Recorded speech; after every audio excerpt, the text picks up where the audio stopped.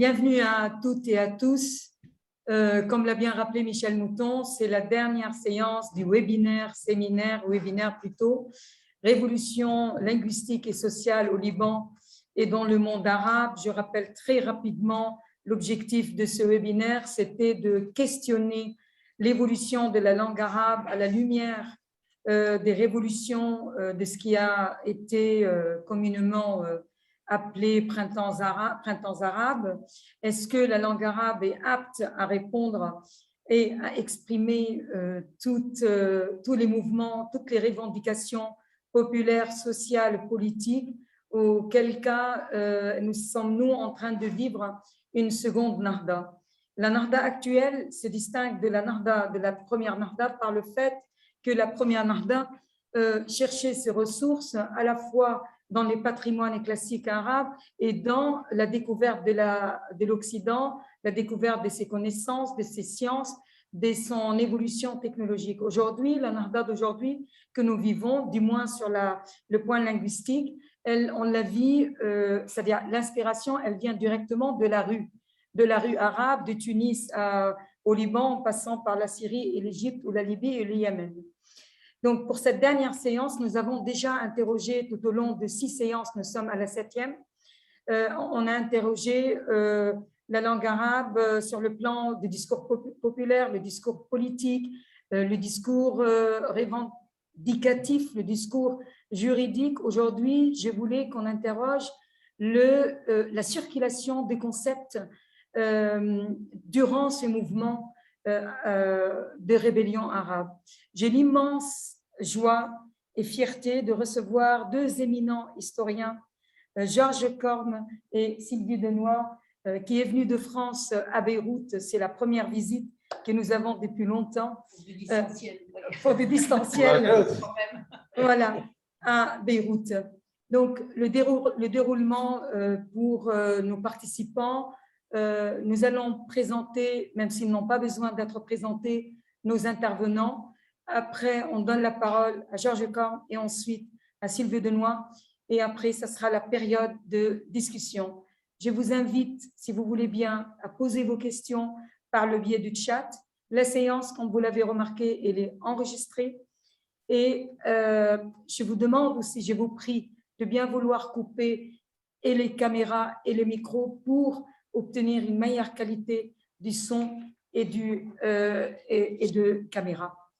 Alors, faut-il présenter Georges Corme? Non, la réponse est non. On dit en arabe « Ashhar min nar ala alam », mais j'ai quand même envie de dire certaines choses. Je voudrais dire que Georges Corme est une sommité intellectuelle, un chercheur infatigable, un historien économiste de tout premier plan, s'efforçant sans relâche à allier rigueur morale et objectivité scientifique pour des sujets aussi passionnels que conflictuels que ceux du Proche-Orient. Georges Corme est à lui seul un monde intellectuel, à la fois sophistiqué et déconcertant par sa clarté, un esprit libre, mais surtout englobant et synthétique, qui sait, avec une perspicacité redoutable, traverser les siècles, les espaces et les cultures diverses et variées, faisant tomber un à un les dogmes, les croyances et les préjugés simplistes afin de démêler les fils ô combien entrecroisés de l'histoire de cette région du monde qui est le Proche-Orient. Georges Corme, dans ses ouvrages denses et lourdement documentés, s'est toujours intéressé à décortiquer la terminologie en usage pour décrire le Proche-Orient.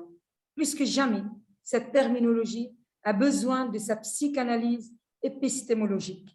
C'est ce qu'il propose de faire dans cette séance autour du terme Madaniya. Merci d'avoir accepté de participer à ce séminaire, Monsieur Corme. C'est à vous la parole. Merci. Merci beaucoup. Merci de cette présentation. Merci de ce sujet aussi intéressant. Je commencerai par une première remarque qui concerne l'autonomie de la pensée arabe. Je ne dis jamais printemps arabe. j'ai toujours employé le mot intifada.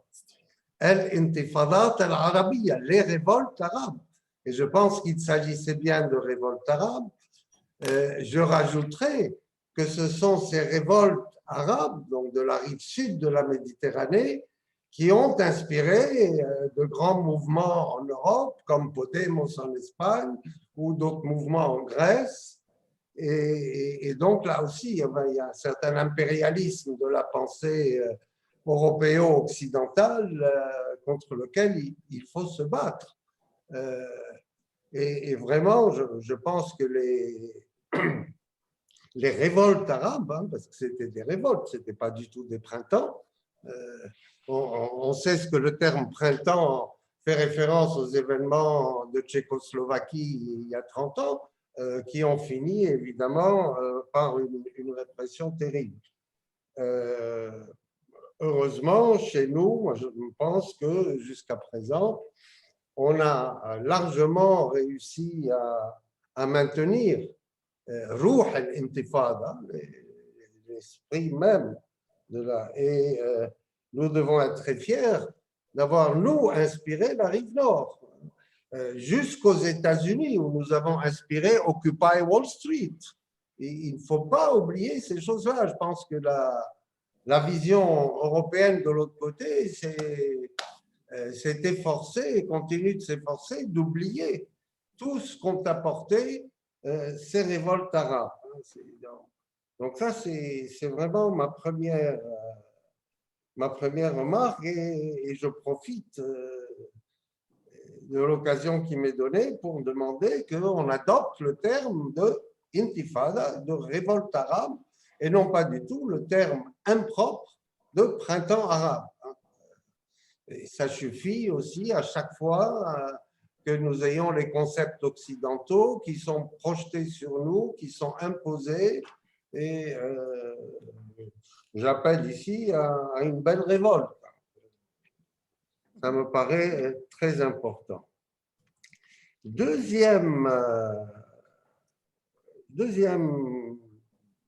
remarque méthodologique importante, je me suis concentré sur le mot madaniya, comme j'en avais parlé à Madame Diab, qui est un mot très intéressant et qui, dans le contexte libanais notamment, est un substitut au mot ilmaniya, laïcité, où je voudrais rappeler et évoquer une très grande figure libanaise, qui est le cheikh Abdallah al-Alayli, qui, à ma connaissance, a été celui qui a utilisé et expliqué le mot ilmaniya avec beaucoup de courage. Dans mon récent ouvrage sur la pensée arabe, je mets en relief le courage de beaucoup de personnalités religieuses, de dirigeants de l'Azhar, qui ont changé la face du monde arabe à partir du livre de Ali Abdelrazek d'ailleurs sur l'islam wa usul al-hukm. Donc je crois qu'ici, moi je rendrai hommage à Abdallah al-Alayli et le mot madani en réalité est venu, il a été mis au point, il a été développé comme substitut au mot ilmaniya, vu la guerre psychologique et la guerre d'information que les mouvements islamistes font dans le monde arabe, où ils ont réussi à créer cette confusion que la laïcité équivaut à l'incroyance religieuse. Et malheureusement, cela demeure encore extrêmement prégnant et il faut se battre sur ce plan. Donc, saluons ensemble la mémoire de Cheikh Abdallah al-Alayli, comme la mémoire d'Ali Abdelrazek, par exemple, qui ont contribué à changer les vocabulaires du monde arabe. Alors, est-ce que le mot Madani est donc venu, dans un contexte libanais, remplacer le mot Ilmaniya,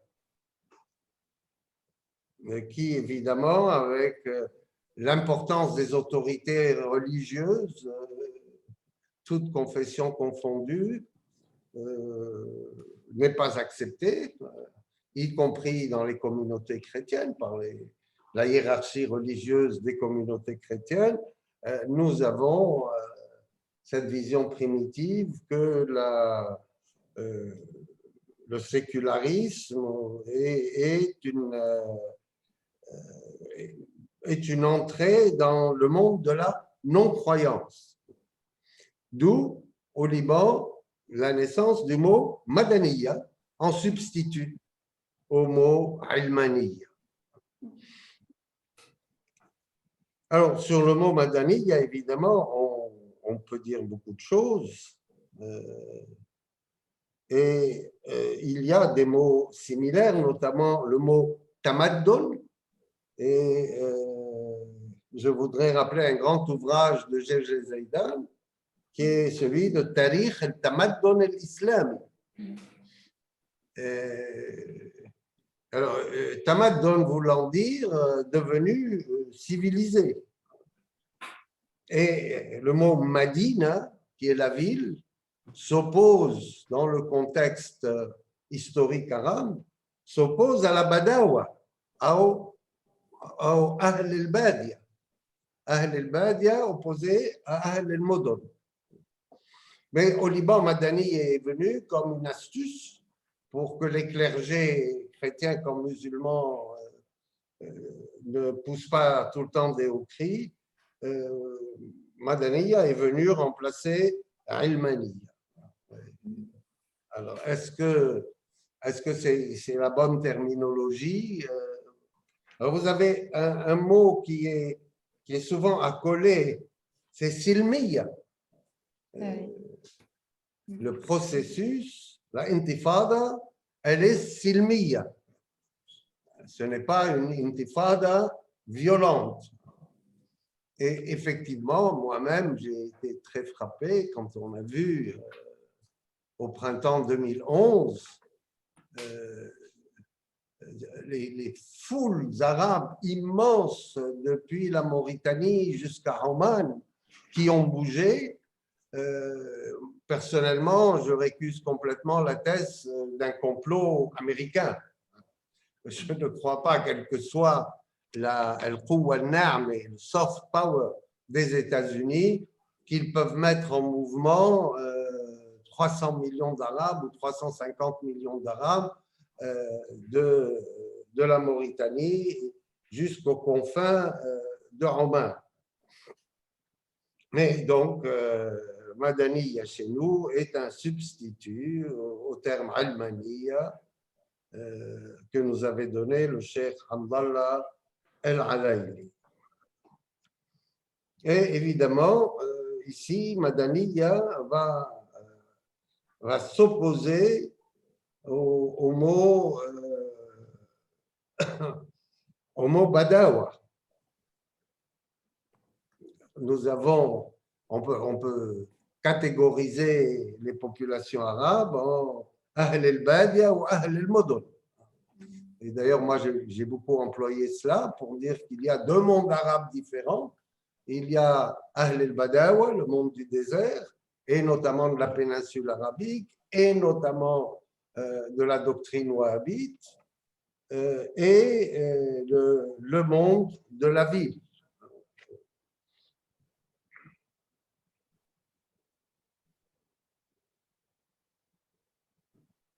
Alors, je voudrais ici, peut-être pour ne pas trop accaparer la parole, je voudrais ici rappeler un mot exceptionnel que l'on trouve chez Ibn Khaldoun, qui est un concept fantastique, fabuleux, qui est al-umran, qui est de toute beauté, qui est bien meilleur que les pauvres vocabulaires que nous utilisons de tanmiya, de noumou ou même de nahda, Le concept de Umran est un concept fantastique. Moi, je l'utilise sans arrêt, je l'explique à mes élèves dans mes cours d'économie. Hein, parce qu'évidemment, vu le génie de Ibn Khaldoun, on trouve chez lui des théories économiques remarquables, des théories monétaires, et le très mauvais usage que font beaucoup d'orientalistes ou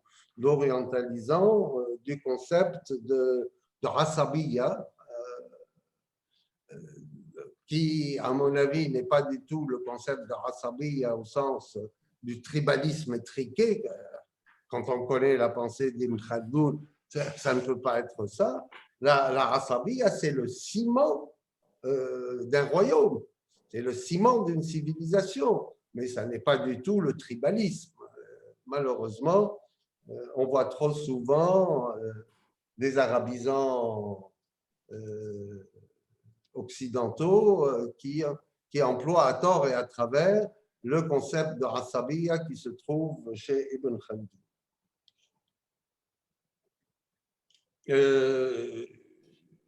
Alors, un nouveau mot qui est apparu avec notre intifada, c'est le mot silmiya, qui est aussi un mot assez neuf dans les vocabulaires.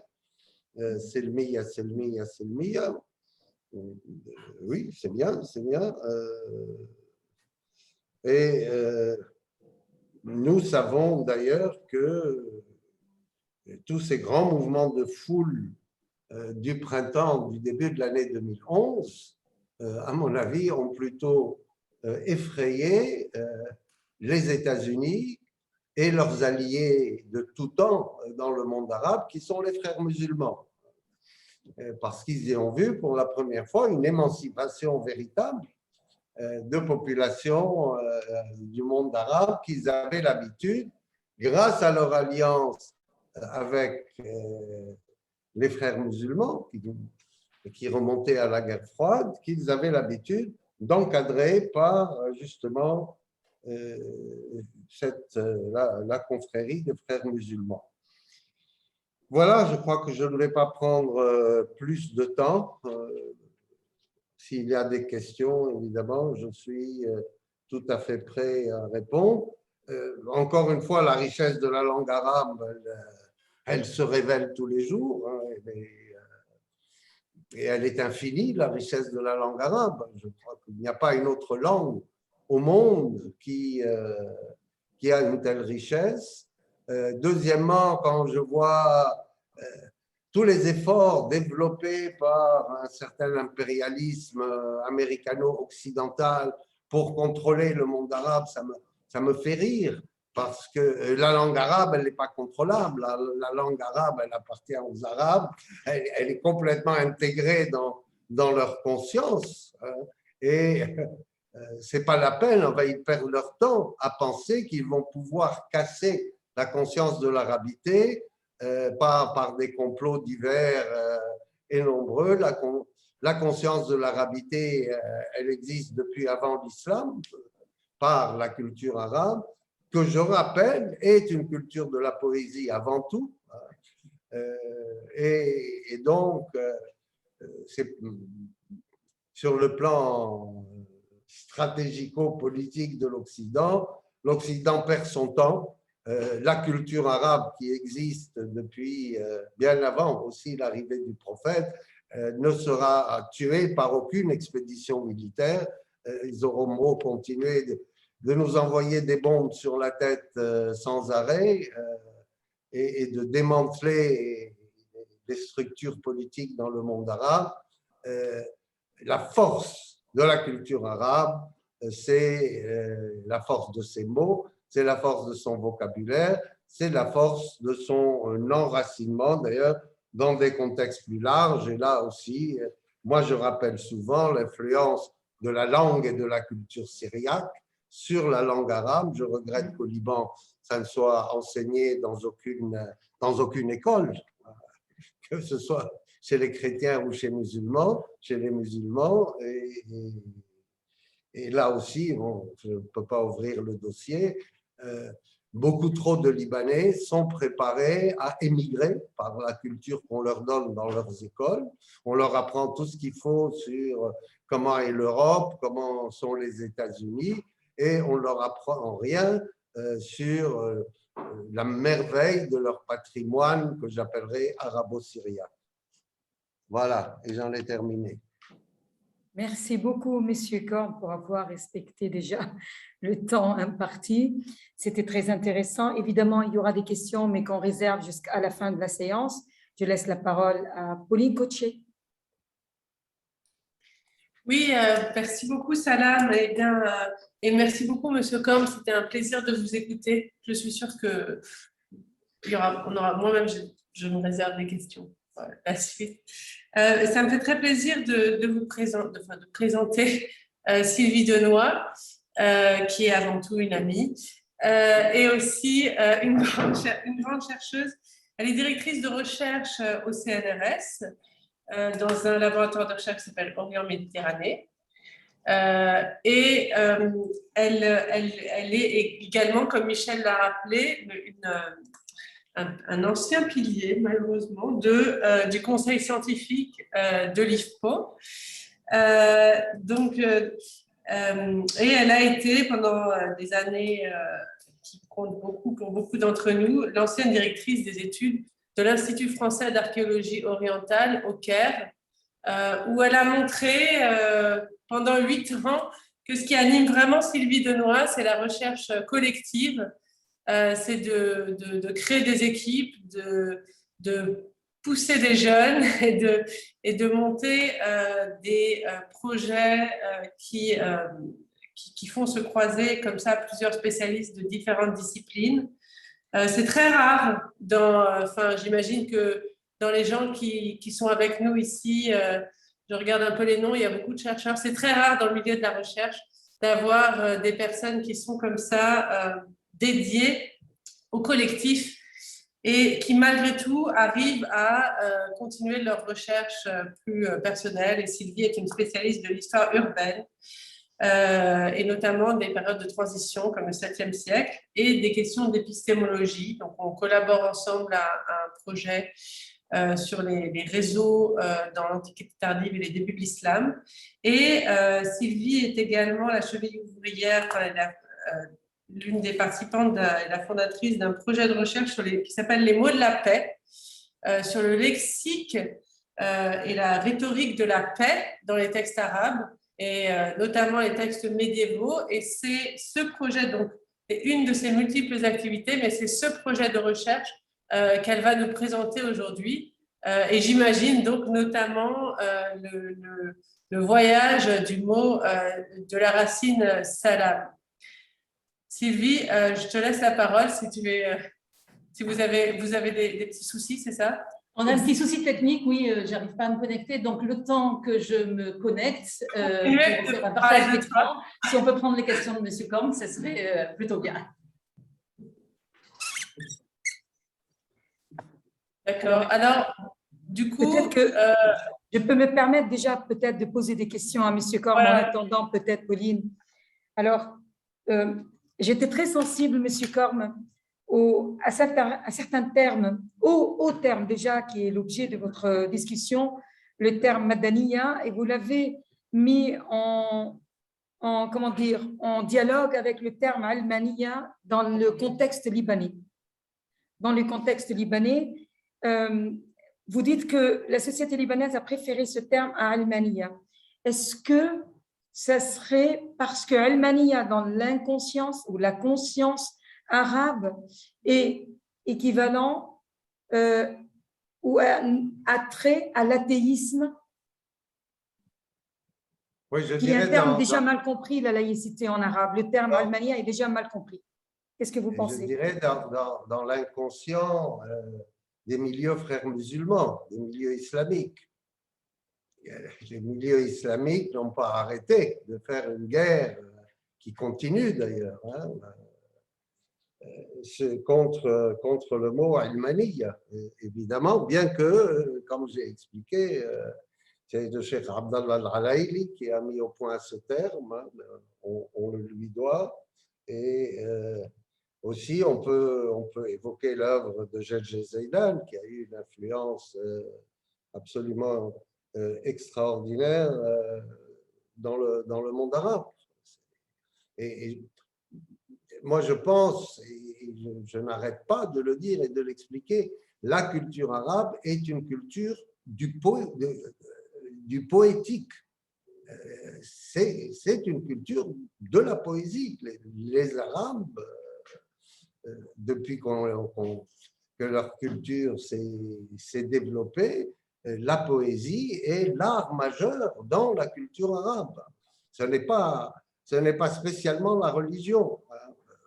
Et moi je sépare aussi ici les questions religieuses ou les mouvements des frères musulmans aussi, du fondamentalisme, avec le main trend, si je peux employer cet anglo-saxonisme, qui reste la poésie.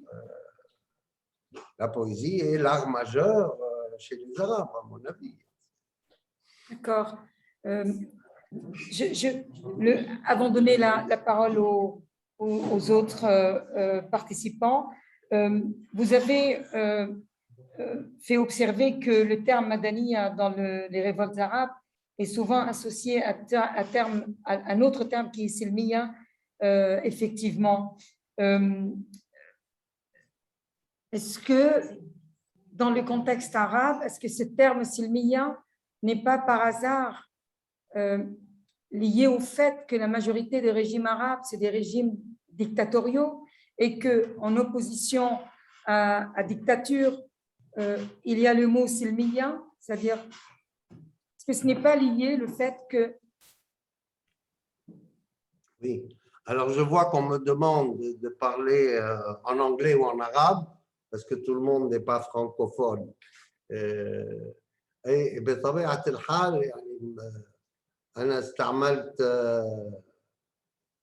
سلمية لأنه أو استشهدت بكلمة سلمية لأنه كلمة بالمقولات الحديثة إلى حد ما كلمة جديدة الاستعمال المكثف، وهيدي كانت طبعا ضد الأنظمة السياسية السائدة بالعالم العربي. بس مع ذلك بعدين صار في قمع للحركات السلمية، واللي أنا بنظري اللي ساعد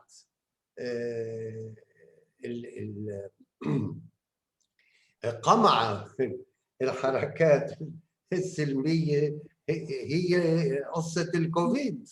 الكوفيد إلها بلبنان، بالمثل اللبناني يعني مرض الكوفيد، وباء الكوفيد أجبر لور كل بس الناس، بس خليني أرد وبرجع بحكيك. كل الناس إنه يقعدوا ببيوتهم.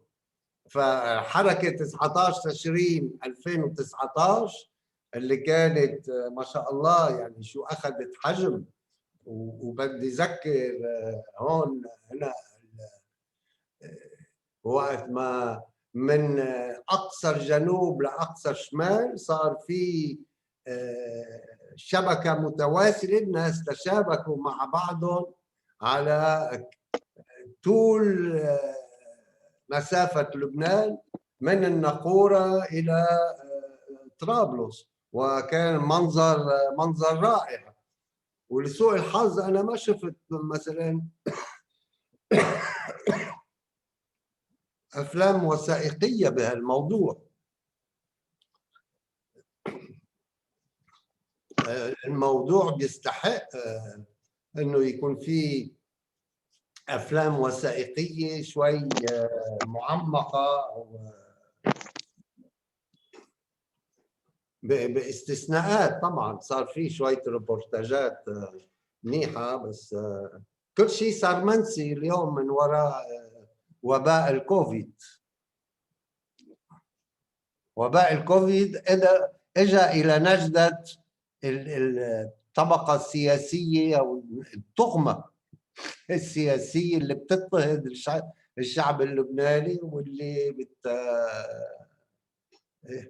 واللي هي مسؤولة عن انهيار الأوضاع المادية والمالية التي نشهدها اليوم.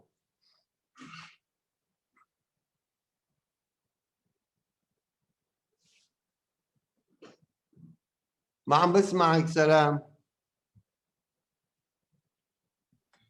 إليزابيث لونغونيس تسأل عن علاقة مصطلح مدنية بمفهوم citoyenneté.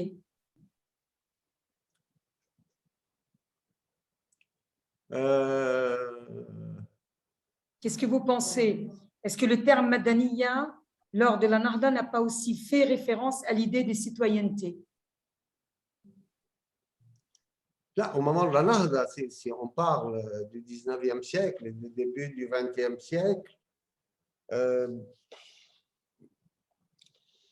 je crois qu'une des œuvres majeures n'y fait pas référence, hein, c'est Jerzy Zaidan qui a écrit un Tarikh al-Tamaddun al-Islami.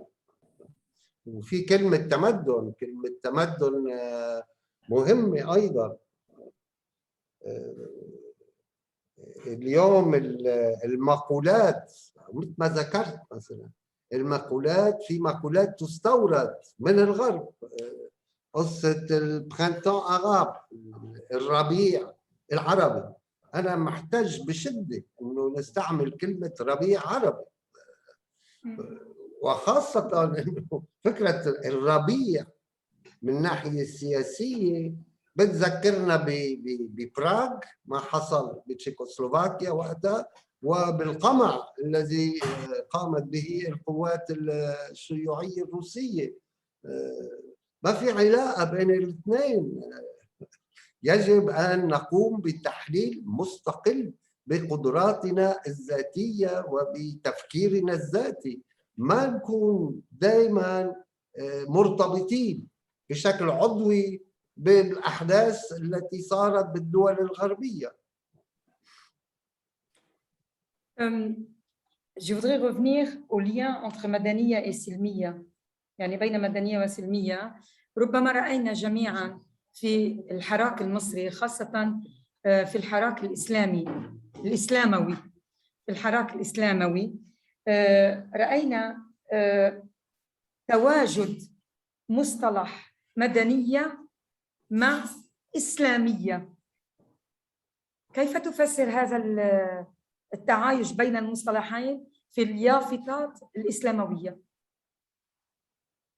لا، أكيد اليافطة الإسلاموية بدها تستعمل، وهي أساليب سهلة، إنه تقول إنه النظام الإسلامي هو نظام التمدن، لأنه هو عالم مقفل.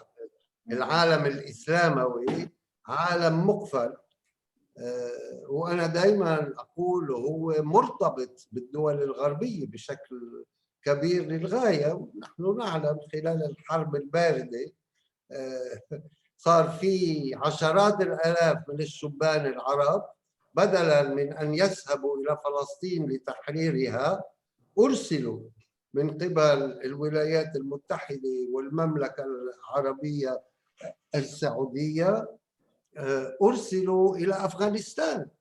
وفي أفغانستان ظهرت شخصية الأسطورية بن لادن. فأيضا يجب أن نستقل في طريقة تفكيرنا عن ما تطرحه المقولات الغربية. على سبيل المثال، أنا أود أن أعطي مثل آخر، مقولة صدام الحضارات، مقولة أسخف من هيك مش موجود، لأنه الحضارات لا تتحارب. الحضارات إما أن تؤثر بعضها على بعض، أو يكون المجتمع مغلق ولا يقبل أي تأثير من الخارج. بس فكرة صراع الحضارات فكرة سخيفة للغاية، إنما لسوء الحظ هو مسيطر على الكثير من المثقفين العرب اللي بحترمهم أيضا. بس إنما أعتقد أنه لازم نسحب حالنا من هذه. وأنا دائما أذكر بالقرآن الكريم عندما يقول وإن شاء الله لجعل منكم أمة واحدة. يعني ما في أبلغ من هيك آية. وفي آية ثانية بتقول ولو شاء الله لجعل منكم أمة واحدة وخلقناكم شعوبا وقبائل لتعارفوا. ما هذا هو حوار الحضارات اللي عم نحكي عنه اليوم. لسوء الحظ الحركات الإسلاموية طبعا صعب جدا إنه الواحد يقبل بطروحها. مشكلتنا الفنية التقنية تم الإجابة عليها، يعني تم تصحيحها. ولكن قبل أن نعطي المجال لسيلفي دنوا، هناك سؤال لمشارك معنا. أريد فقط قبل أن أقرأ السؤال أن ألفت الانتباه إلى أنني أنا من استخدم إسلاموي عندما تحدثت عن الإسلاميين، يعني في خطابهم لا يستخدمون مصطلح إسلامويين. أنا في سؤالي استخدمت إسلاموي. أريد فقط سؤال. إذا هناك كان لمحافظة عكار دورها أيضا في مشهدية 17 تشرين، فلذلك أرجو عليكم حضرة الوزير، وهو سؤال محمد عارف، عدم اختزالها عندما ذكرتم جغرافية الحراك من الناقورة إلى طرابلس، ولا يخفى عليكم ما تعانيه هذه المحافظة بمختلف أطيافها ومشاربها. لا، بطبيعة الحال أنا عندما ذكرت السلسلة البشرية اللي تكونت من الناقورة لأقصى الشمال، هذا كان مثل على اللحمة بين كل اللبنانيين. نعم. وين رحتي؟ أنا هوني. ولكن فقط j'essaie de mettre le PowerPoint. كل المناطق اللبنانية ساهمت بانتفاضة الشعب اللبناني. نعم. Merci beaucoup, Monsieur Corme, pour avoir répondu à ces questions. Certainement, il y aura d'autres questions à la fin de la séance. Mais Pauline, je te laisse.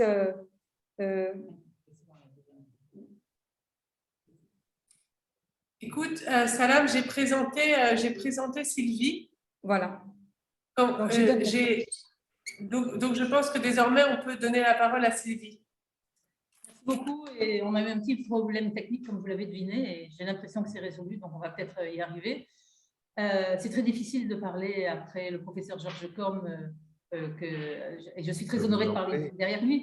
J'espère que la modeste arabisante non arabophone que je suis et qui fait partie de la corporation des orientalistes, qui a appris l'arabe quand elle est arrivée à la fac et pas avant, et qui n'avait jamais mis les pieds dans un pays arabe avant, ni moi ni aucun de mes ancêtres.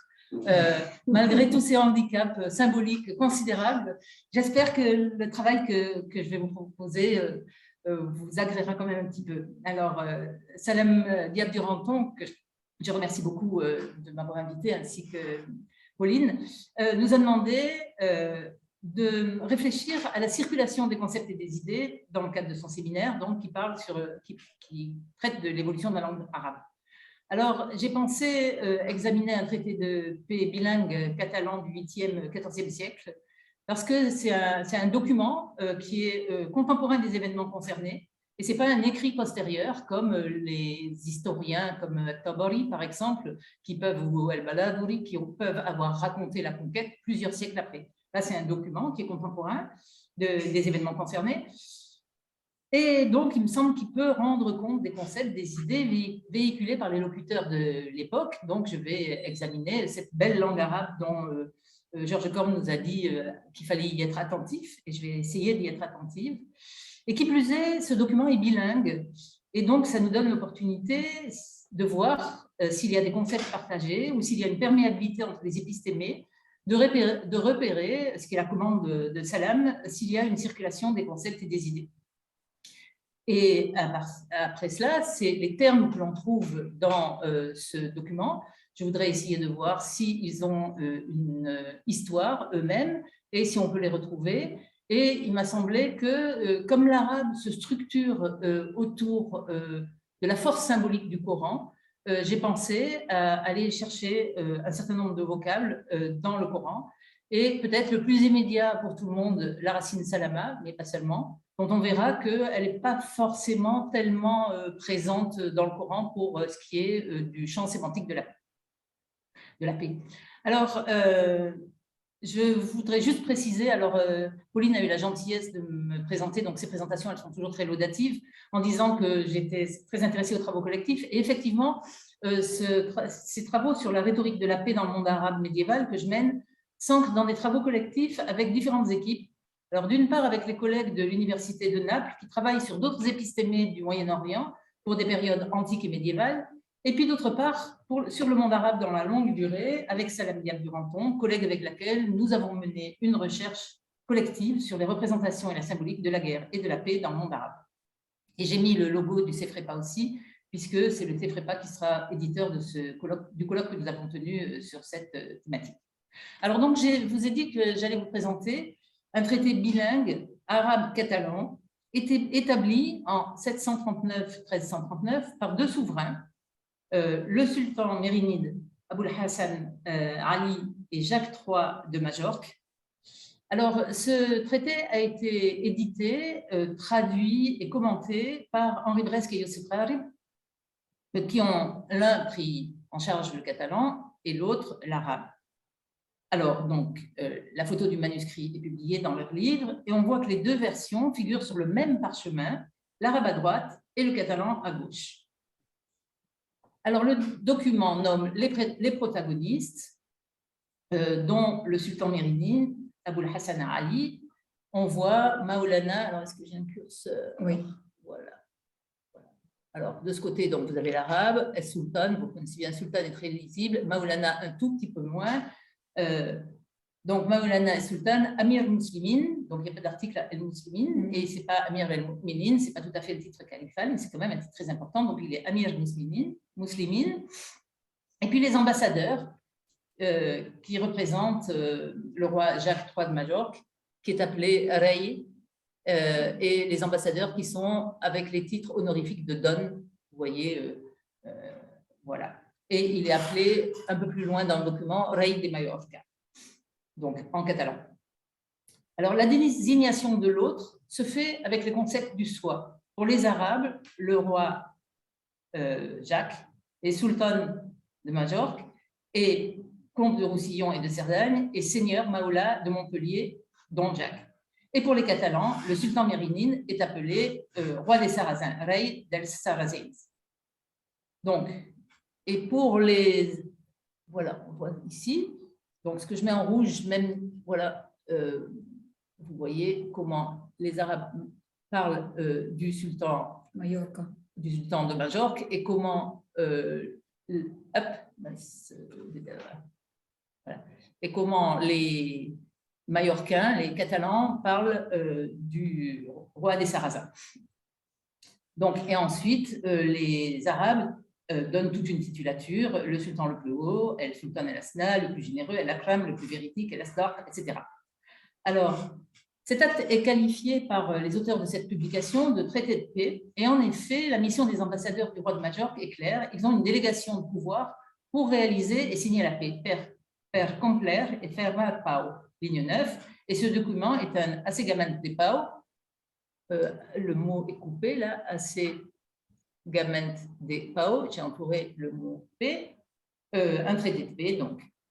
Alors, je voudrais, mon propos évidemment, c'est d'être attentif au lexique de la paix exprimé dans ces deux documents assemblés sur le même parchemin. Alors, première constatation, le lexique de la paix n'est pas équivalent entre la version arabe et la catalane. Dans le texte catalan, le terme pau, paix, dont on reconnaît l'étymologie du latin pax, est employé. Donc voilà un exemple de l'endroit assegament de pau que vous avez déjà vu. Alors que dans le document côté arabe, il y a 4 termes alors qu'ils ne sont pas extraordinairement lisibles, mais vous allez les reconnaître quand même. Muhadana, musalaha, muahada et musamaha. Alors, donc, on voit que déjà, il n'y a pas d'équivalence, ni dans la traduction, ni dans le nombre des termes.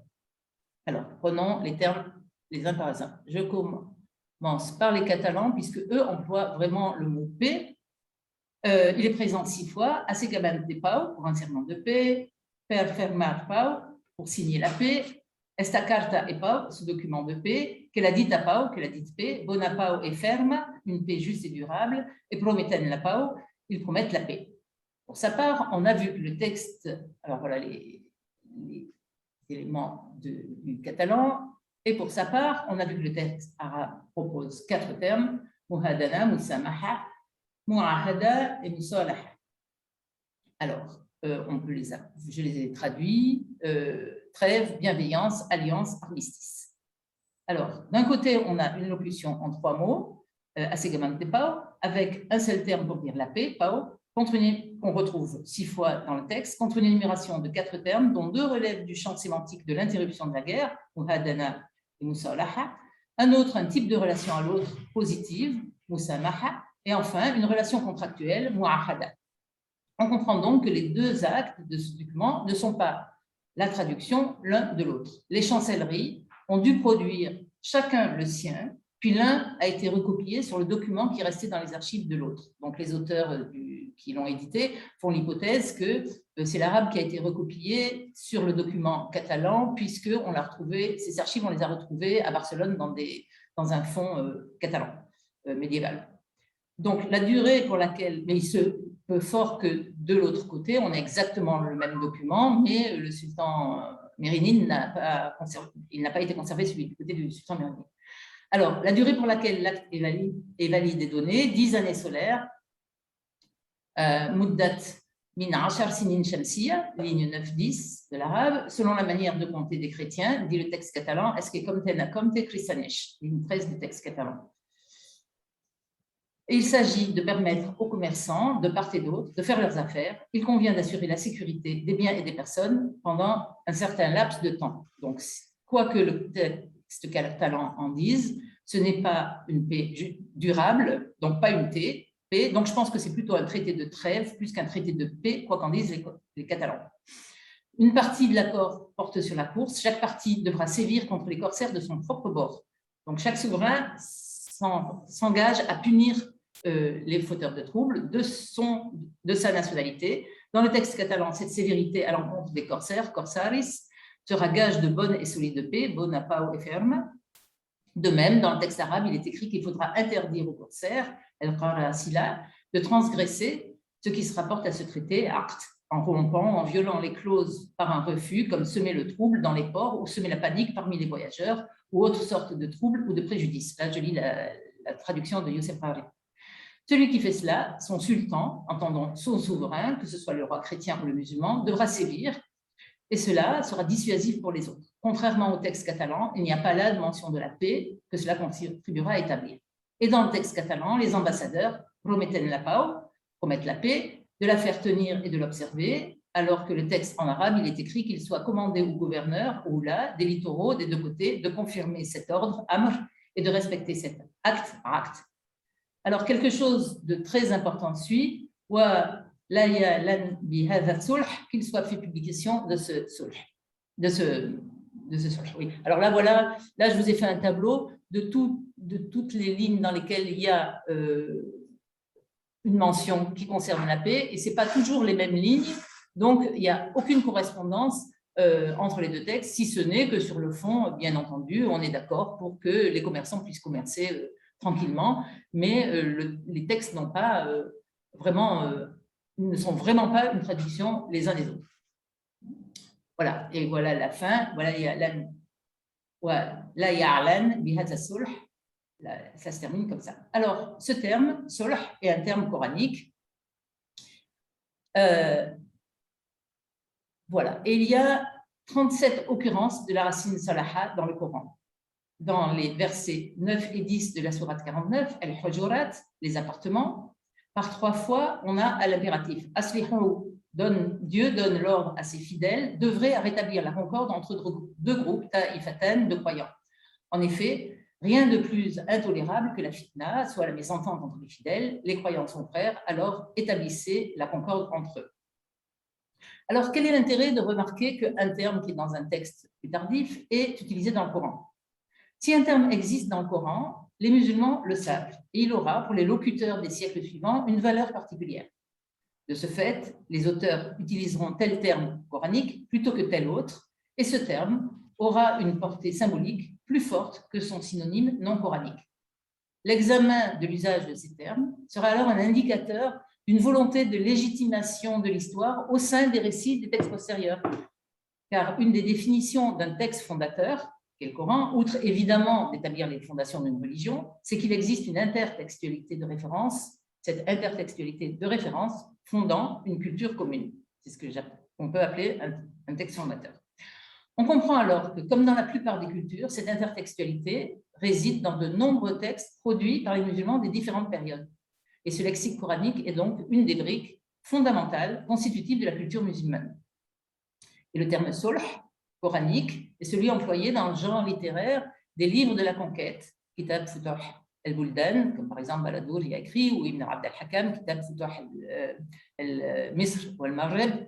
Donc c'est un genre littéraire qui apparaît plutôt 2 siècles après la conquête, donc ce sont des historiens qui les écrivent, ce ne sont pas des documents de la pratique, des documents contemporains. Et on emploie ce terme, sulh, pour expliquer comment la conquête islamique s'est faite. Et alors, par exemple, Ibn Abd al-Hakam explique qu'on a pu conquérir l'Égypte, soit il y a des gens qui disent qu'on a conquis l'Égypte, donc il y a un chapitre qui dit « Zikr man alladhi fatahu », donc il y a une opinion qui dit qu'on a conquis l'Égypte bisulh, et d'autres, il y a un autre chapitre qui dit, un autre zikr qui dit voilà l'opinion de ceux qui pensent que l'Égypte a été conquise à Noratan. Alors, le référent du terme sulh renvoie aux infidèles avec qui on pactise pour obtenir d'eux un tribut, par exemple. Mais si on fait porter la recherche sur des racines dont le référent est la paix, alors voilà, par exemple, une autre sourate, ça c'est la traduction où il y a énormément de termes concernant la paix. Donc, si on cherche le champ sémantique de la paix, finalement, on trouve beaucoup de termes qui ont à voir avec le pacte, la négociation, al-mithaq, et voilà une sourate, la sourate 4, et les versets 90-91, qui, eux, sont pleins de termes qui renvoient à la négociation, à la conciliation, à l'alliance, au pacte, dans tout le champ sémantique de la paix. Donc, mais si on parle de la paix, dans la première racine qui vient à l'esprit de nos contemporains, c'est la racine salama. Alors, précisons tout de suite que le vocable qui actuellement est l'équivalent du terme français la paix, as-salam, à l'époque médiévale ne signifie pas la paix, mais le salut. Donc, la paix de l'âme, c'est-à-dire que l'âme sur qui as-salam alaykoum, ça veut dire si vous mourrez tout de suite, ben vous irez au paradis parce que le salut sera sur vous, en gros. Alors, les termes de cette racine signifiant la paix, à l'époque médiévale, sont as-salam, donc sans la longue, et as-silm. Alors, examinons quels sont les termes de cette racine présente dans le Coran. Alors, évidemment, le Coran a été étudié, glosé, traduit. Les grands savants arabes, persans, de différentes contrées du monde musulman, puis les savants occidentaux, orientalistes, ont pendant des siècles proposé des commentaires, des gloses, des traductions. Alors, c'est à la fois une chance, et moi, évidemment, je pars de traduction, donc je prends des traductions plutôt en français, c'est plus facile, et il y en a tellement. Et puis, mais c'est aussi un obstacle, les traductions, parce que ça pourrait empêcher d'accéder au texte même, puisque une traduction, c'est déjà une interprétation. Or, le propos de cette recherche est d'étudier le lexique coranique dans son contexte propre. Et le contexte d'un texte, ça s'appelle le cotexte en linguistique. Ici, ce n'est pas un lexique autoréférentiel dont il est question, mais un accès sans filtre. En effet, quelle que soit l'excellence scientifique de ces grands savants, commentaires et traductions, même un tafsir, c'est une interprétation, et comme telle, sujette à divergence selon les auteurs. Prenons les exemples de quelques traductions où les traducteurs divergent. Alors, la sourate de Al-Baqarah, verset 208. C'est un peu... J'ai un petit souci là. Bon, c'est pas très grave. Non, mais je pense que c'est le temps. Ouais. Mohamed Hamidoullah, Kazimierski, Blacher, Denise Masson, Sadok Mazir proposent des traductions différentes. Hamidoullah parle de la soumission. Kazimierski, la religion de la soumission. Blacher, ô vous qui croyez, entrez dans la paix. Denise Masson, ô vous qui croyez, entrez tous dans la paix. Et Sadok Mazir, ô vous qui croyez, entrez dans la paix de Dieu que vous offre l'islam. Alors, Hamidoullah et Kazimierski traduisent al-silm par la soumission. Les autres traducteurs s'accordent à traduire ce vocable par la paix. Ce n'est pas le codex, qui n'est pas particulièrement éclairant, qui mène à ce choix, mais la reconnaissance. Pour les uns, c'est la connaissance de la langue arabe, et pour les autres, c'est la connaissance de la religion. Ceux qui choisissent la soumission appliquent leur connaissance de la religion. Ceux qui choisissent de traduire par la paix appliquent leur connaissance de la langue. Donc, 5 traductions, 2 univers de sens pour traduire un seul terme, silm. Donc, il y a divergence d'appréciation entre les traducteurs vers le français. Donc, pour trancher, il va falloir examiner des tafsirs, des charhs, enfin, toute la littérature qui font que d'autres personnes ont interprété le Coran. Alors, si j'essaye un relevé systématique de tous les termes de la racine salama dans le Coran, alors, pourquoi je tombe là-dessus? C'est pas là-dessus que je vais tomber. Voilà. Je peux me servir d'un site très utile qui s'appelle coran1221.org et sur lesquels toutes les sourates sont présentes, sur lesquelles on peut faire une recherche. Alors, par exemple, dans la petite case rechercher, voilà. Il y a une case rechercher. Si j'écris salama et je décoche tout ce qui m'intéresse pas, je garde juste le Coran en arabe, j'ai un certain nombre d'occurrences qui me sont données. Voilà. Et donc, il me dit 84 occurrences pour la racine salama et il me les donne toutes. Donc, c'est un instrument de travail assez intéressant. Évidemment, qui fait gagner beaucoup de temps. Alors, la lecture du texte et l'examen des co-textes permet de dégager des univers de sens. Le champ sémantique le plus largement représenté pour la racine salama dans le Coran sont les termes se référant à la soumission, l'islam, les musulmans, la conversion à l'islam, embrasser l'islam. Et souvent, on a des versets où on voit que l'un et l'autre sont de la même veine, c'est-à-dire que soumission et embrasser l'islam sont en colocation. Donc, sur les 84 occurrences de la racine salama, 62, qui sont la liste que je vous ai mise là, concernent le champ sémantique de la soumission, de l'islam, des musulmans, de la conversion à l'islam et d'embrasser l'islam.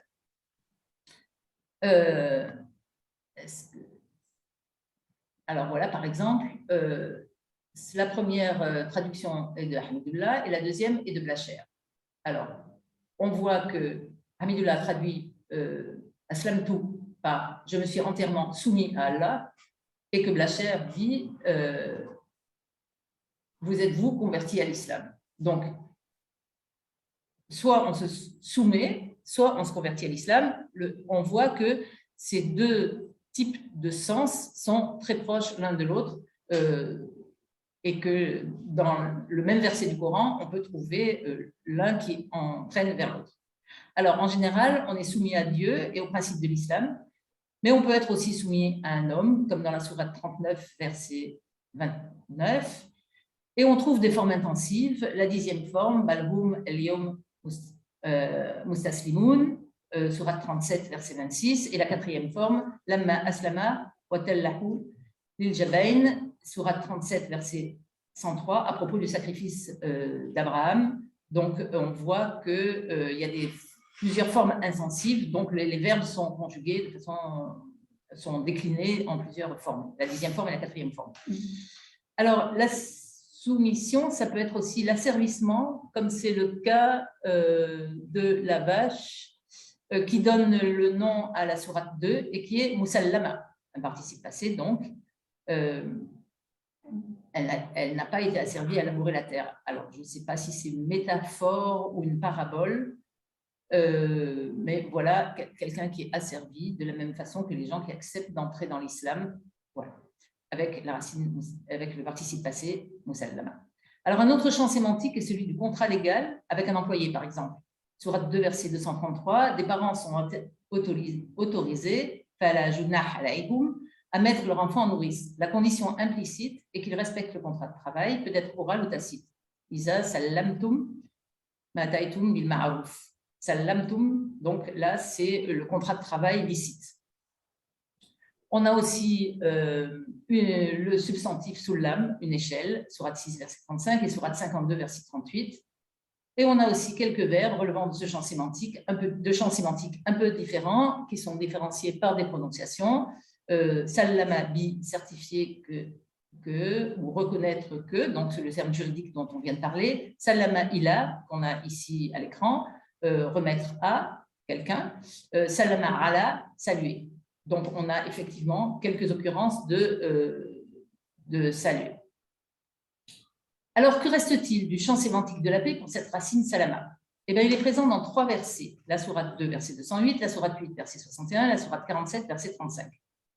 Alors, parfois, les traducteurs ne sont pas d'accord entre eux, comme on l'a vu dans ce qu'on a présenté tout à l'heure, dans la sourate 2, verset 208, où on hésitait entre la soumission et l'islam. Et puis, voilà une des occurrences de la paix, il y en a seulement 3, ce qui n'est pas beaucoup pour la racine salama, dont on pourrait penser qu'elle amène vraiment beaucoup vers la paix. Alors ça, je vous ai remis la divergence entre les gens pour l'interprétation. Et voilà.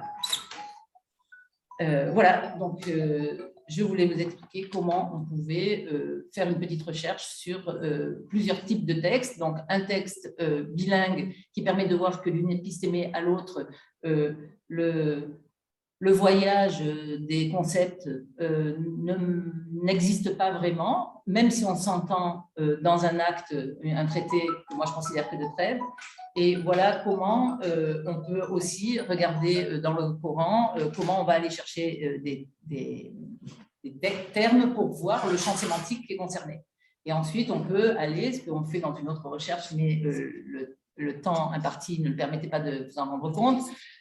Ensuite, on peut aller chercher dans d'autres textes postérieurs pour voir comment les termes coraniques sont employés et comment, à un moment donné, ces termes-là sont importants. Je vous ai parlé de Ibn Abd al-Hakam. À un moment donné, il s'agit de donner un statut, notamment fiscal, aux non-musulmans, et on va instrumentaliser la question du sulh pour donner un récit de la conquête qui va permettre d'accentuer la pression fiscale dont on a besoin à l'époque abbasside, puisqu'il n'y a plus le butin des conquêtes, donc il faut trouver une solution pour faire entrer de l'argent dans le Bayt al-Mal. Donc ça, c'est une autre recherche dont je vous parlerai la prochaine fois. Merci. Merci Sylvie Denoy. Je laisse Pauline peut-être. Voilà. Non, vas-y Salam. Bien, moi, merci. j'avais juste une question, si possible. Justement, est-ce que, tu as pointé un petit peu vers ça, vers la fin. Est-ce que ce flottement, est-ce que le lexique qu'on trouve dans les textes religieux, on trouve à peu près le même dans les textes historiques ou dans les chroniques, ou est-ce qu'il y a un décalage assez fort? Est-ce que ça ouvre sur d'autres champs sémantiques qui seraient plus présents? Alors, le lexique coranique du champ sémantique de la paix, j'ai utilisé que celui-ci, est très, très utilisé dans les Kitab Futuh al-Buldan, dans ce genre littéraire-là, par exemple. Donc, on a al-Mithaq, al-Sulh, al-Aqd, voilà, tous ces termes-là. Alors, quelquefois, c'est la même racine, mais par exemple, on va avoir Hudna pour la trêve, ou dans le traité de paix entre le sultan de Majorque et le sultan de Majorque, le roi de Majorque et le sultan mérinide, on a Muhadana, on n'a pas Hudna. On peut avoir des petits décalages. Mais là, je fais une grosse différence entre les documents de la pratique qui sont contemporains et qui se préoccupent moins de légitimation. Voilà, c'est le vocabulaire courant. Et donc, ils sont un peu plus loin. du vocabulaire coranique. En revanche, le vocabulaire des historiens, donc dans le genre littéraire des Futah al-Buldan, par exemple, on retrouve là, il y a une légitimation, il y a quelque chose qui doit se nouer, il faut faire comprendre aux gens pourquoi on va augmenter les impôts sur al-Zimma, et donc on va légitimer ça par une récupération, une instrumentalisation du vocabulaire coranique. Donc, ce n'est pas la même chose dans les deux types de textes, les textes d'historiens arabes de 2 siècles postérieurs aux événements et les textes des documents de la pratique contemporains des événements. Bien sûr. D'accord, merci. Moi, je voulais d'abord remercier Sylvie Denoin pour cette présentation qui, en tant que linguiste, moi, m'intéresse surtout sur la valeur des schèmes, des formes augmentées qui sont utilisées pour nuancer, pour faire une nuance, apporter une nuance sémantique entre les différentes formes à partir de la racine salama. On voit comment il y a un mot dans un verset, je ne sais plus lequel, où on voit al-mustaslimin, et qui est traduit en français par c'était un intensif. C'était, voilà, qui est très, très soumis. Voilà, qui a une valeur intensive, ce qui n'est pas fréquent pour la forme 10, istaf'ala, istaslama, mustaslimin, qui sont extrêmement croyants, extrêmement musulmans. Ça, j'avoue que moi, ça m'interpelle en tant que linguiste pour comprendre que c'est une valeur que je ne connais pas de cette forme 10. L'autre chose, et c'est la valeur de ce document que tu as voulu montrer entre le catalan et l'arabe, c'est de voir, d'abord, ce n'est pas un document traduit, c'est un document qui a été établi par 2 chancelleries, si j'ai bien compris, et qu'à la fois, on n'a qu'un terme dans le document catalan pour dire « pas » ou « la paix », alors qu'en arabe, on a minimum, tu as montré, 4, plus ceux qui ne sont pas équivalents. Il y en a au moins 2 qui ont une valeur positive qui est al-musamaha, al-musalaha, alors que les autres, ils ont valeur à l'absence de la guerre. Oui, la sortie de conflit. Comment tu comprends ça? Pourquoi cette nuance, cette insistance dans le document arabe de la chancellerie mérinide qui est al-musamaha, al-musalaha, al-muhadana, et j'ai oublié le 4e. Al-mu'aqada. Voilà, al-mu'aqada, établir le pacte. Voilà. Ben, peut-être qu'ils ont une tradition, un lexique plus vaste. Voilà, il y a une petite pauvreté des Catalans, je ne sais pas, ou pour les Catalans, ça leur suffisait d'avoir un terme plus englobant et eux, ils ont été plus détaillés en disant, ben, voilà, ce qu'on met en place, c'est une sortie de conflit, quelque part un pacte entre nous et puis quelque chose de bienveillant puisqu'on va faire du commerce, le doux commerce, quoi. Est-ce que le terme silm, plutôt en arabe, n'est pas assez suffisant comme équivalent exact à paix dans le document catalan? En fait, je pense que ces traités, on a les mêmes en Orient pendant les croisades. Il faut quand même bien commercer, c'est pas parce qu'il y a les croisades qu'on va s'arrêter de commercer. Donc, on a un tas de traités dits de paix par les savants actuels, mais qui sont en fait pour 5 ans, pour 10 ans, entre le comte de Tripoli et je ne sais pas qui, enfin, Anne-Marie Edé qui est là peut en parler mieux que moi. Donc, on a beaucoup de traités dits de paix qui sont en fait des traités de trêve. C'est-à-dire c'est pour une durée délimitée. Quand on dit pendant 5 ans, on ne va plus se faire la guerre parce qu'il faut qu'on fasse du commerce, ce n'est pas une paix, c'est une trêve.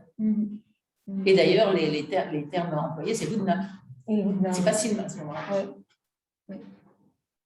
Je ne veux pas accaparer la parole, mais peut-être parmi les participants, certains souhaitent prendre la parole directement. Alors, c'est une question en attendant la remarque. Je me suis toujours posé la question sur le passage de Silm et Salam, comme tu l'as signalé, l'absence de la voyelle longue, Salam, vers, c'est-à-dire Silm et Salam ont été supplantés par Salam. Mais ça, je pense que c'est très contemporain. Je pense que récemment, il a fallu avoir un mot pour la paix internationale, quoi, pour tout ce qu'on a fait. Je pense que c'est assez contemporain, Salam. Mais il y a une solution de continuité. Moi, je ne connais pas les documents ottomans, donc je ne sais pas ce qu'il y a à l'époque ottomane en arabe. Il pourrait y avoir à ce moment-là, mais moi, je me représente que c'est assez contemporain. Voilà, il fallait peut-être que c'est calqué sur Shalom, je ne sais pas, puisque c'était le conflit israélo-palestinien qu'il fallait régler, ou à ce moment-là, quand on a parlé vraiment de la paix au Proche-Orient, une paix juste et durable, etc. Et maintenant, d'ailleurs, dans un des travaux collectifs qu'on fait, Karine Lamarche, une sociologue qui travaille en Palestine, et qui travaille avec des ex-militants de la paix israéliens, a remarqué que maintenant, les gens qui étaient les Israéliens de gauche, ils ne veulent surtout plus utiliser la paix. La paix, ça a été trop galvaudé. Les militants de la paix, on n'en entend plus parler, etc. Et en revanche, ceux qui parlent de la paix, ce sont les colons. Ils disent, si on fait des colonies, on s'installe dans le territoire, on sera enfin en sécurité, et donc là, on aura la paix. Et désormais, il y a un basculement. Ce ne sont plus les militants de gauche qui utilisent le mot shalom, ce sont les colons qui trouvent que si on est installé en Palestine et de façon bien sécurisée, avec des colonies, avec des bons murs, on sera en paix. Et c'est eux maintenant qui utilisent le mot paix. Donc, on voit un glissement d'utilisation. D'usage et du porteur de ce terme. Voilà. Les locuteurs ne sont pas les mêmes et l'usage est très différent. Que pensez-vous, M. Korn, de ce déplacement, c'est-à-dire les usagers ne sont plus les mêmes et ils passent de la bouche des Palestiniens à la bouche des colons pour le terme salam. Comment vous lisez ça? Moi, je lis ça par l'appropriation permanente d'Israël de tout ce qui concerne les Palestiniens, hein, donc ça, y compris le langage. C'est ça, c'est exactement ça. Donc, il y a une sociologue qui a travaillé là-dessus et c'est absolument passionnant ce qu'elle dit.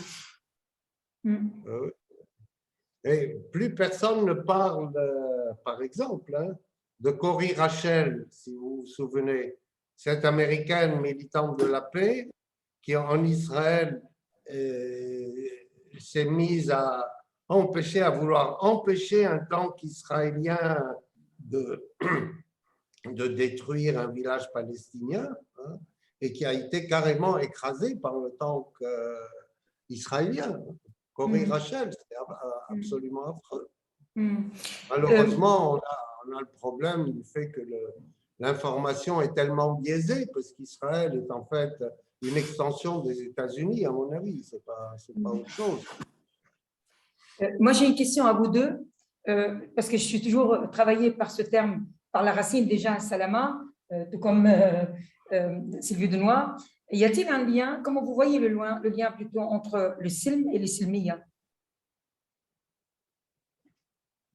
Non pas sur le plan linguistique, on le voit, il est visible, mais dans le champ conceptuel. Pourquoi dans le Hirak, on n'a pas dit silm, on a dit silmiya? Et c'est pour ça que j'ai parlé de intifadat et non pas de rabia. Parce que c'est une révolte, c'est une grande révolte, mais qui s'est voulue silmiya. Et c'est eux, effectivement, qui ont été…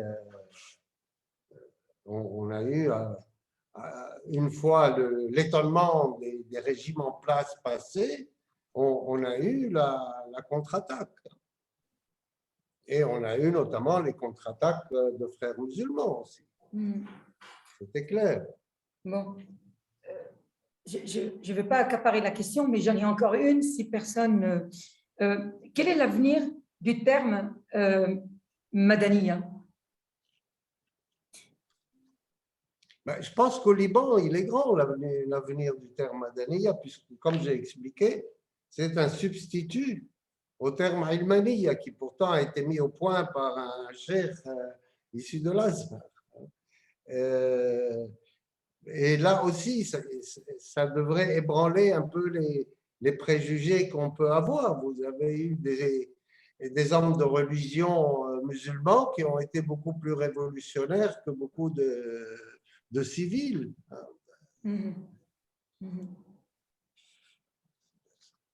Mais je pense qu'il faut parler de révolte arabe. Il faut cesser d'employer le mot printemps arabe. Il est tout à fait impropre. Tout à fait impropre. Le terme, effectivement, a été très contesté. De l'histoire européenne, c'est une projection de l'histoire européenne. C'est tout. Pauline? Non, effectivement, en plus, ce que le terme de intifada contient et ce qu'on voit se développer de plus en plus dans les recherches sur les mouvements contestataires dans le monde arabe, mais pas seulement en fait dans le monde arabe, c'est là où l'intifada du monde arabe de 2011 a aussi donné le là pour d'autres analyses de mouvements contestataires, c'est le côté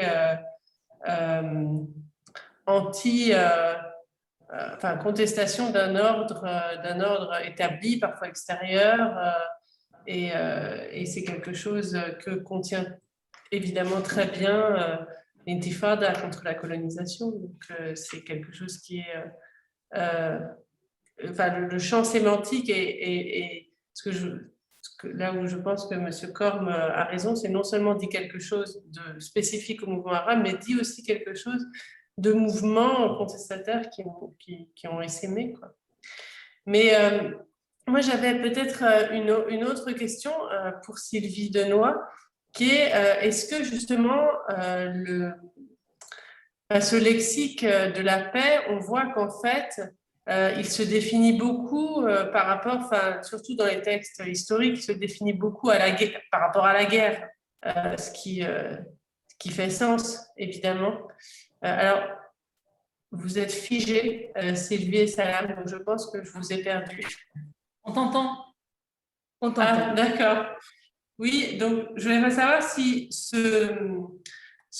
comment est-ce que justement ce projet de lexicologie permet, d'après toi, de sortir du référentiel de la guerre, justement, c'est-à-dire que la paix, essayer de penser la paix comme quelque chose en soi et non pas comme juste ce qui n'est pas la guerre.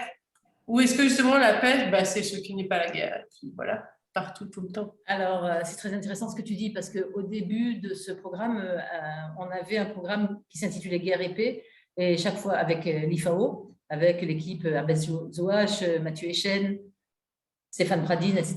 Et chaque fois qu'on faisait un colloque, Guerre et paix, les gens parlaient uniquement de la guerre. Donc, à un moment donné, on s'est dit, il faut arriver à sortir la paix, et on a fait une première table ronde sur la paix à Valencia, d'ailleurs, en Espagne, avec la Café de Velázquez, et pour essayer de... C'était presque comme si on créait un objet de recherche. C'était marrant. Et d'ailleurs, cet objet de recherche, il est difficile à appréhender parce que dans les dictionnaires français, si on fait une petite étude lexicographique à partir des dictionnaires français, on voit que la définition de la paix, c'est l'absence de guerre. Donc, dans le Larousse, le Petit Robert ou le Grand Robert, etc. Et si on regarde la santé, ce n'est pas l'absence de maladie. Je veux dire, je crois que c'est le seul terme, je n'en ai pas trouvé d'autre, du dictionnaire qui soit défini par la négative de son antinome.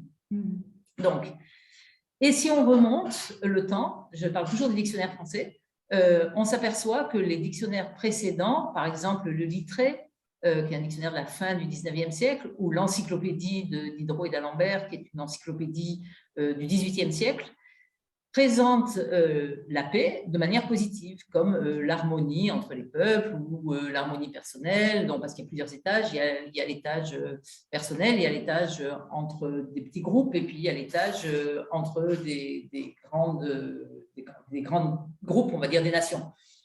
Mais chaque fois, dans les anciens dictionnaires, c'est présenté de façon positive, et à un moment donné, en français, et aussi dans les dictionnaires anglais, on a fait une petite étude dans l'équipe sur les dictionnaires anglais, ça bascule et on définit dans les dictionnaires, qui sont supposés être l'objectivité même, eh bien on s'aperçoit que les définitions sont en fait des représentations, puisqu'on peut avoir, c'est comme la définition d'une grammaire, on croit que c'est objectif, mais en fait c'est jamais que la représentation de la langue, c'est un descriptif, une grammaire. Eh bien, un dictionnaire, c'est un descriptif du lexique, et donc c'est sujet à représentation, comme tous les descriptifs, comme une photographie. Une photographie, on croit toujours que c'est objectif, en fait, elle est cadrée avec telle lumière, etc. Une photographie, c'est une description, et le locuteur qui est le photographe y met sa subjectivité. Eh bien, les dictionnaires sont subjectifs, et la paix est un objet tellement sujet à représentation conflictuelle, on va dire, pour la paix, que même les dictionnaires empruntent cette représentation-là, et on n'a pas la même chose dans une même langue, dans une même épistémée, entre une époque et une autre, comme type de définition. Merci Sylvie. Moi, je pense qu'on est arrivé à la fin de cette séance. Il n'y a pas d'autres questions. Je suis très heureuse d'avoir reçu, que nous ayons reçu Georges Corm et Sylvie Denoy. On clôt en fait ce cycle de conférences en espérant qu'on pourra le prolonger à partir de l'année universitaire prochaine, toujours portant sur la langue arabe, mais peut-être davantage sur la terminologie et la circulation des termes et des concepts, des idées et des concepts. On verra, c'est en train de discussion. Je voudrais juste rappeler que ce cycle de conférences a été en collaboration avec l'Université libanaise, la faculté de pédagogie et la faculté de linguistique. Je remercie mes collègues qui sont ici présents avec nous et qui ont participé très activement à la mise en place de ce cycle de conférences. L'Université libanaise, je salue tous ses membres, en particulier Haïssam Kotob, Randa Naboussi et Lubna Dimashqi. Je remercie aussi mes collègues de la Lebanese American University, dans la personne de Paul Tabar qui est en Australie, et l'École supérieure des affaires, qui ont été aussi une partie prenante de ce cycle de conférences. Ça a été un plaisir, j'ai beaucoup appris avec vous. Je voudrais remercier, je ne veux pas oublier de remercier les étudiants, les masterants, les doctorants, qui ont été toujours là, que j'espère qu'on leur a apporté quelque chose. Je vous donne rendez-vous pour l'année universitaire prochaine. Je voudrais aussi remercier les publics, collègues un peu du monde arabe, mais de France et d'Europe, un peu de partout. J'ai beaucoup de plaisir à vous retrouver chaque mois. Il y a une main qui se lève. Haïssam Kotob, je t'en prie, c'est mon ami et collègue qui a été toujours là dans ce cycle de conférences. Je t'en prie, Haïssam, tfaddal. Merci Salam, merci Dr Georges Corm, Monsieur le ministre, merci Madame qui est déplacée de France exprès pour cette fermeture d'une série de conférences très très importantes. Merci à Pauline et à toi Salam parce que cette année elle était vraiment exceptionnelle malgré toutes les difficultés. C'est avec ton dynamisme qu'on a pu organiser ces interventions chaque mois. Les étudiants témoignaient après chaque conférence de l'intérêt que tu as porté pour eux, pour leur formation doctorale. J'espère pouvoir renouveler cette expérience. Ça va être aujourd'hui, c'est la dernière séance, mais si on peut renouveler ça pour l'année prochaine, ça va nous faire un très grand plaisir parce que ça enrichit et l'école doctorale et notre formation. J'espère qu'il va y avoir d'autres thèmes qui vont intéresser encore nos doctorants. Et voilà quoi. Je voulais juste te remercier pour tout ce que tu as fait pour nous. Merci beaucoup, Haïssa. Merci à vous tous. Merci Lubna, qu'on voit ici, qui était aussi très active dans ce cycle de conférences.